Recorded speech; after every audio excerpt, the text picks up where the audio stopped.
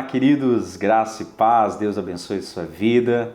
Sejam todos muito bem-vindos, mas muito bem-vindos a mais um programa Lagoinha Gerações. Como é que você está? Espero que esteja tudo bem. Nós estamos aqui hoje com o coração, fervendo, amor? Com certeza. A gente está com o coração aqui hoje fervendo porque eu sei que o negócio, gente, vai ser bênção demais. Para aqueles que não nos conhecem, deixa eu me apresentar. Eu sou o Christian da Ju.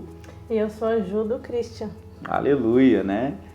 Juntos a gente faz parte aí do Lagoinha Gerações, somos responsáveis pelo Lagoinha Gerações aqui na cidade de Porto Alegre, no estado do Rio Grande do Sul. É um prazer imenso poder estar com você aqui para esse programa maravilhoso. E eu quero que você não perca tempo, quero que você aí convide rapidamente o seu irmão, convide lá aquele familiar que está no quarto, chama para a sala, ajeita o banquinho aí, venha participar conosco, porque eu creio que o Senhor vai falar no seu coração de uma forma tremenda mesmo, gente.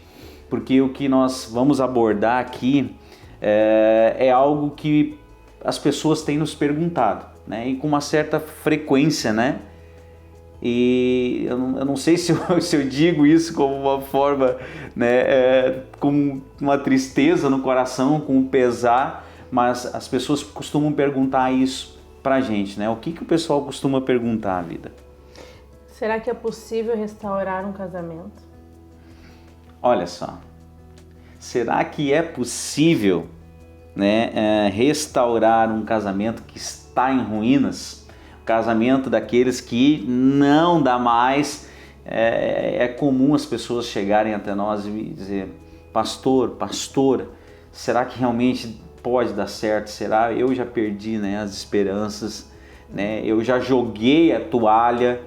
E em cima disso, nós queremos trazer alguns pontos aqui em relação a essa situação, daquilo que Deus ele pode fazer. Para você ter uma ideia, nós usamos uma frase aqui que tem um grande efeito aqui em Porto Alegre. Nós temos nosso curso aqui, Bem Casados, e nós utilizamos essa frase ali, em todo o curso praticamente. Em todo o curso nós usamos essa frase. A frase é o seguinte: não há casamento tão bom que Deus não possa melhorar e não há casamento ruim que Deus não possa restaurar. Afinal, nós servimos um Deus que pode todas as coisas, Ele pode restaurar todas as coisas. Para Ele não há limites, E quando um casamento ele é restaurado, as coisas são muito melhores do que antes, O amor vem mais forte, Tudo realmente é transformado, porque Deus tem esse poder nas suas mãos, de fazer nova todas as coisas. A gente que está aqui hoje diante, numa câmera, nós estamos fazendo esse programa, a gente é prova disso, amor? Nós somos prova disso, gente. Para nós estarmos aqui, Deus teve um longo processo na nossa vida de restauração, Foi um tempo de muito choro, muita lágrima, mais um tempo que o Senhor restaurou literalmente nossas vidas. Então o que a Jo acabou de falar aqui, que o amor ele vem mais intenso, que realmente é muito melhor, é fato, gente. E a gente pode entender, a gente pode aplicar aquele versículo que fala que a glória da segunda casa ela é maior do que a primeira. A gente trazendo isso para dentro do casamento é a mais pura verdade. É a mais pura verdade. Então nós gostamos de usar essa frase, Porque realmente não há casamento que esteja bom, que não possa ficar melhor ainda, e não há aquele casamento que já literalmente a pessoa não dá mais esperança, não tem mais expectativa. É esse casamento que Deus pode restaurar e transformar. Até mesmo porque, querido, a luta que você passa no seu casamento pode ser a cura de outro casamento amanhã. Com certeza. Nós temos visto isso acontecer muito aqui, para a honra e glória do Senhor Jesus. O que nós passamos, a gente pôde contribuir, na ajuda de muitos casais. Nós podemos contribuir, glória a Deus para isso, toda a honra e toda a glória para Ele. Nós podemos ajudar muitos casais ao longo dessa caminhada, com aquilo que nós vivemos, com o testemunho daquilo que Deus fez na nossa vida. Então, é possível, né? É possível. A questão é que a gente não pode se acomodar, né? Exato, a gente não pode esperar para agir, não. A gente tem que agir. Quando a gente vê que as coisas não estão legais, a gente precisa agir. Exatamente. É comum, né, a gente ouvir de muitas pessoas, não, vamos deixar o tempo agir. Grande erro, né? Vamos empurrando com a barriga para ver até onde vai dar isso. Exato. Um grande erro. Não faça isso. Sendo que o tempo, por si só, ele não resolve nada, né? O tempo, ele só tem duas coisas que ele faz. Ele dá ruga, faz a barriga cair, a gravidade, ela coopera muito, né, com o tempo. Então, mas brincadeiras à parte, gente, o tempo por si só, ele não vai resolver o problema. O problema, ele precisa ser resolvido. A pessoa, ela precisa sair daquele estado de inércia. A pessoa, ela precisa sair daquele estado, né, ali de parado, aquela coisa assim que realmente não chove nem molha. Ela ficou estagnada e está esperando as coisas acontecerem ao natural. Então isso não pode acontecer. Comece tentando restabelecer, né, a comunicação. Primeiro passo, né? Exato. Porque a comunicação, ela é um dos grandes fatores, a falta de comunicação dentro do casamento é um dos grandes fatores, né? Para que realmente um casamento ele acabe entrando em ruína. Onde o casal ele não se comunica, um casal que não tem esse momento de conversa, de poder, né, conversar, ele está fadado a entrar em ruínas. Um casal que não conversa, que não expõe o que está pensando um para o outro, dá a liberdade do outro pensar o que quiser. Exatamente, né? Porque uma coisa é certa, gente. Se você, né, você cônjuge, que tenta conversar com seu cônjuge e você não tem, né, um retorno em relação àquilo, aquilo que você está tentando falar, né, a sua mente ela vai começar a pensar. Muitas coisas. Exatamente. Vai começar a pensar coisas que não existem, né? Aqui no Rio Grande do Sul a gente usa um termo, né? Vai começar a achar piolho em cabeça de cobra. Né? Então, ou seja, não existe. Não existe. Então a comunicação ela precisa existir, gente. Como é que pode? Né? Se duas pessoas que vivem debaixo do mesmo teto, duas pessoas que vivem juntas, não conseguirem conversar, não conseguirem abrir, entrar num diálogo. E infelizmente isso é muito comum. Infelizmente. É muito comum nos casamentos não terem essa abertura de chegar e falar, olha, eu não gostei disso, sabe, amor? Aquilo que você fez, eu acho que não deveria ter sido feito.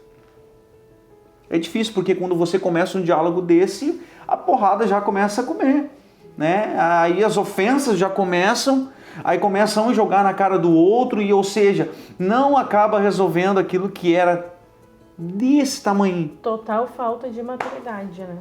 Nós falamos, né? Nós falamos recentemente aqui numa live sobre a imaturidade. Né? Você se considera uma pessoa madura ou uma pessoa imatura?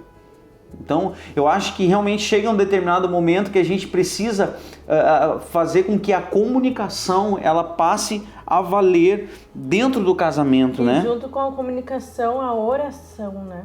Exato. Nós devemos orar sem cessar. A palavra nos diz isso, né? Que devemos orar sem cessar. Você tem orado? Você tem orado com seu cônjuge? Hoje nós vivemos dias tão frenéticos, né? Nós vivemos dias que a gente acorda de manhã correndo, né? Toma um banho, escova os dentes, vai, toma um café, leva o filho para a escola, vai trabalhar, almoça, volta a trabalhar, sai do trabalho, pega os filhos, larga em casa, vai correndo para a faculdade, volta da faculdade, tarde da noite, chega em casa, capotando. E a oração ficou? Aonde? Para último plano, né? Em último plano. Eu usei aqui uma metáfora, mas é uma grande realidade hoje de muitas pessoas. E principalmente com o casal, né? O cônjuge. Se você está hoje com o seu casamento fadado a ruínas, seu casamento, se você que está aqui nos assistindo, você que está acompanhando esse programa, o seu casamento se encontra desse jeito hoje, eu quero dizer para você, em nome de Jesus, comece a mudar as suas sementes, né? Exato. Se aquilo que você tem usado ao longo dos anos, se as sementes que você tem usado, elas não têm mais germinado, se elas não têm mais produzido, é hora de você trocar as sementes. Troque as sementes, comece a usar as sementes certas para que comece a germinar aquilo que precisa ser germinado na sua vida.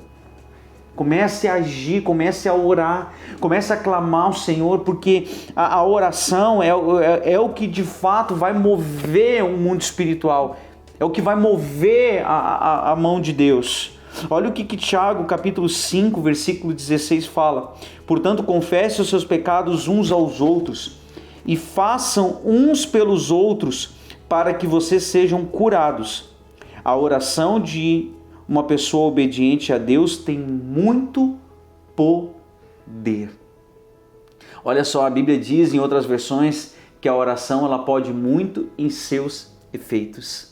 Então a oração, querida, ela é indispensável. Vença o inimigo com a palavra de Deus. Jesus venceu Satanás no deserto através da palavra. Vença a palavra, vença com a palavra do Senhor. Sabe, querido, você tem as palavras, ela tem poder. Nós vamos agora entrar aqui no quadro Família na TV, né? Um quadro fantástico. Você vai ouvir aqui o testemunho da Marlúcia e o testemunho do Samuel, né? Gente, muito lindo. Então não perca aí, fique ligadinho porque você vai ser muito edificado.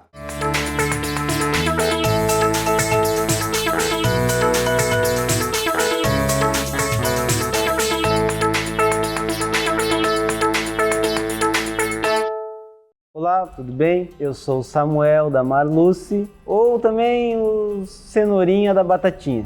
Eu tenho 35 anos. Eu sou a Marlúcia do Samuel, mais conhecida como Batatinha, e tenho 32 anos. Bom, a gente se conheceu de uma forma muito estranha. A gente morava em Santa Maria e eu fui passar férias em Florianópolis. E ela também foi, só que por um outro caminho. Chegando lá, eu encontrei essa daqui. Gaúcha de Santa Maria, assim como era eu. Depois voltamos para Santa Maria e começamos a namorar. Era para ser uma história rápida que está aqui até hoje. Precisou restaurar cada pedacinho, em tudo mesmo, mudar realmente a nossa pessoa para poder mudar o nosso casamento e a nossa história. O processo de mudança ele foi, de certa forma, muito dolorido. Muito dolorido, ele trouxe diversas cicatrizes, mas que ao longo desses últimos tempos a gente tem olhado para essas cicatrizes com alegria. É verdade. A gente encontrou pessoas para nos ajudar, para nos aconselhar, pessoas com muito amor, assim, dispostas mesmo a nos ensinar o que a gente não sabia, a nos cuidar, a nos amar, a nos entender. E foi muito lindo o que o Senhor fez. Assim.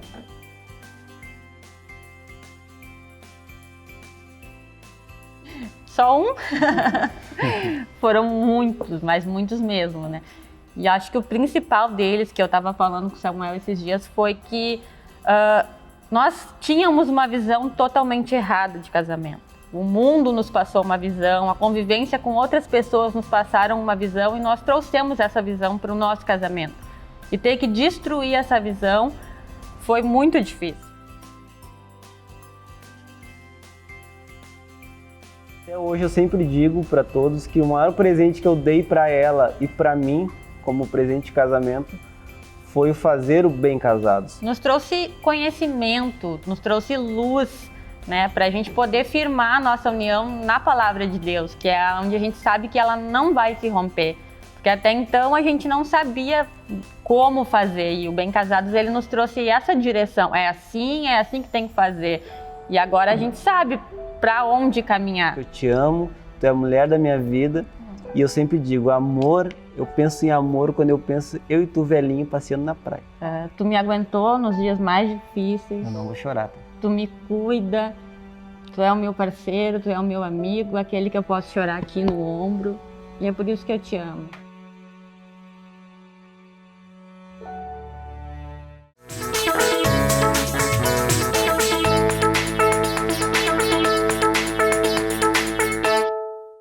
Glória a Deus, estamos de volta aí com o nosso programa.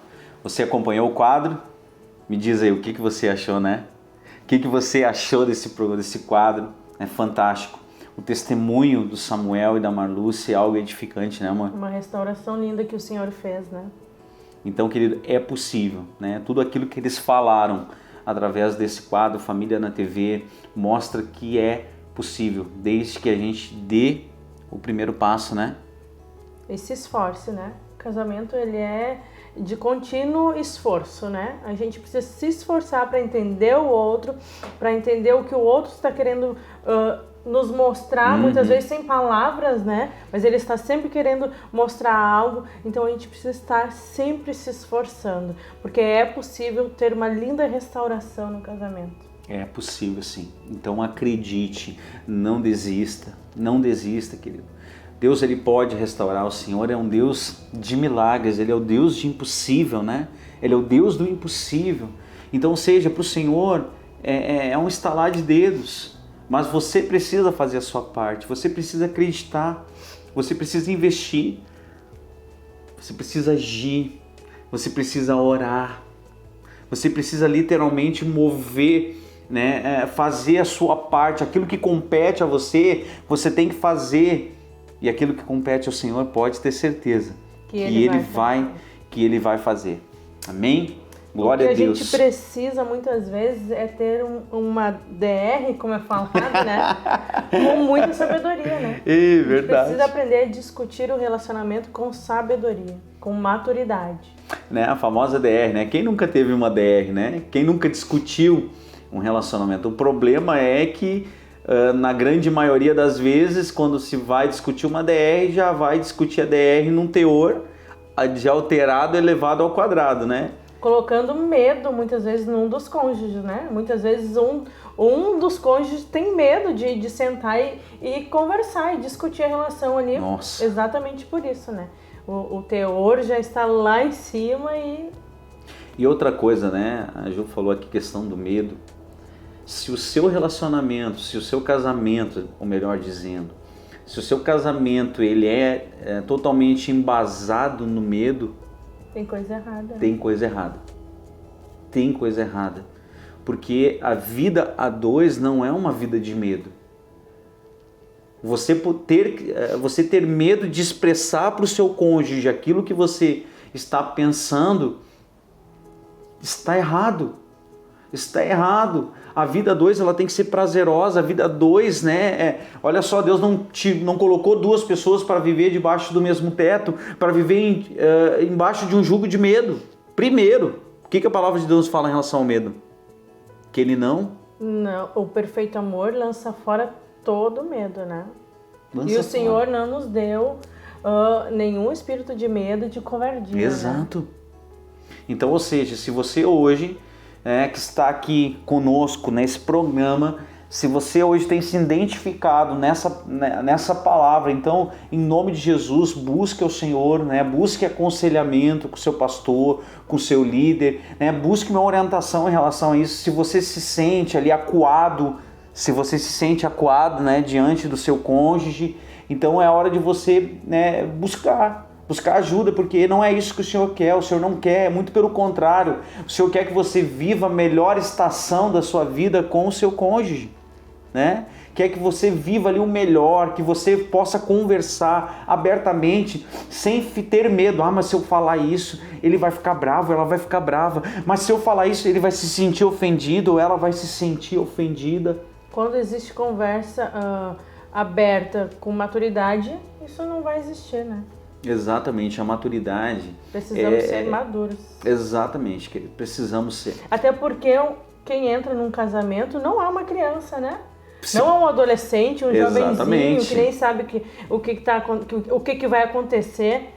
Quem entra num casamento era para estar maduro, né? Sabendo, muitas vezes, os desafios do casamento. Exatamente. E entendendo o limite, né? Cada um de nós, cada ser humano tem as suas limitações, tem os seus limites. Né? Nós não falamos aqui, nós não pregamos isso em nome de Jesus, nós não pregamos casamento perfeito, né? Nós não falamos de um relacionamento perfeito, mas nós falamos de pessoas que podem sim se colocarem em prática a palavra de Deus, se entenderem os limites, as limitações um do outro, literalmente vão ter sucesso no casamento. Com certeza. Vão ter sucesso, né? Conforme a Ju disse que né, a gente pressupõe que todos que quando vão casar, geralmente são pessoas maduras ali, né? Embora que muitas vezes a gente né, vem até nós umas situações que parecem duas crianças. Duas crianças birrentas, literalmente. Né? Você vai entrar assim no profundo da situação, você vai ver que é uma situação bem pequenina, fácil de resolver. Mas a questão da imaturidade, a questão de não saber conversar, de não discutir, o relacionamento acaba se transformando numa guerra. Está instalada a Terceira Guerra Mundial. Verdade. Nossa, gente, nossa. Precisamos também aprender que existe perdão no casamento, né? O que a Bíblia nos fala sobre perdão, né? Quantas vezes por dia? Então... Quantas vezes por dia você tem que perdoar? Nós estamos falando aqui de casamento, né? Nós estamos falando de relacionamento. Quantas vezes por dia você tem que perdoar o seu cônjuge? Será que uma vez lá no final da noite? Eu acho, né? E depende da situação, né? Depende do que foi feito. Depende do que tem que liberar o perdão. Não, claro que não, né? A Bíblia vai falar em Mateus 18, 21, 22... que Pedro ele chega perto de Jesus e pergunta: Senhor, quantas vezes devo perdoar o meu irmão que peca contra mim? 7 vezes? 7. Olha só o que o Senhor responde. 70 vezes 7. 70? Pedro, o negócio é o seguinte, você tem que perdoar o teu irmão 70 vezes 7 por dia. Por dia. Então, ou seja, o Senhor está trazendo aqui uma alegoria. Que na verdade nós temos que perdoar sempre. Perdoar sempre. E aqui ele não classifica qual o tipo de perdão. Perdão. Perdoar é perdoar. Perdoar uma palavra maldita, uma situação mais, mais difícil, mas tem que ser liberado o perdão. O perdão ele é libertador. Olha né? só. Muito libertador. Nossa, quanta gente amarrada, né? Quanta gente vivendo um casamento ali fracassado, né? Vivendo aquele peso dentro do casamento, porque não quer liberar o perdão. Escolhe guardar para si, né? E carregar aquele peso. E apodrecendo. E apodrecendo. Porque o perdão, a falta de perdão, nada mais ela vai apodrecendo a pessoa, gente. E quando eu falo, eu estou falando no sentido mesmo da palavra. Há estudos científicos que comprovam que hoje as pessoas que sofrem, né, de doenças psicossomáticas, né, câncer, ele está muito atrelado à falta de perdão. Porque a pessoa fica com aquela mágoa, fica com aquele rancor, fica com a sua alma ali totalmente destruída, e isso reflete no seu corpo. Então tem que liberar o perdão. O perdão ele não é um sentimento. Tem pessoas que estão esperando sentir, né, aquele sentimento embora para liberar o perdão. Meu querido, sabe quando que vai acontecer isso? Nunca. Isso não vai acontecer nunca. Se você não decidir, se você não chegar para Deus e dizer: Senhor, olha, eu quero liberar perdão, mesmo que ainda eu sinta raiva, mesmo que ainda eu tenha vontade de trucidar, mas eu quero liberar o perdão. Eu não quero mais ficar com isso no meu coração. Aí o Senhor vai começar a agir. Aí o Senhor vai começar a tirar do seu coração aquele peso, né, amor? Vai ser gradativamente. Vai ser gradativamente essa saída daquele sentimento ruim. E a falta de perdão nos impede de muitos momentos de qualidade juntos. Nossa! Né? Vai privar. Vai privar. Como é que você vai estar ao lado de uma pessoa que você não consegue nem ver? Como é que você, né, embora que a gente, né, saiba que muitos casais, quando chegam numa situação assim, acabam nem dormindo mais na mesma cama, que é um grande erro. Mas isso aqui é uma outra mensagem, isso é uma outra mensagem que outra hora a gente vai trazer aqui. Mas literalmente isso, a falta de perdão, ela faz com que a pessoa não viva junto, né? que ela não viva mais, que não tenha esse tempo de qualidade. É comum com a chegada dos filhos também, né? Uma coisa que é, infelizmente, né, por falta de maturidade. Quando a chegada dos filhos, o casal acaba literalmente ali esquecendo um do outro, né? Precisamos colocar tudo em ordem dentro da nossa casa, né? Alinhar todas as coisas.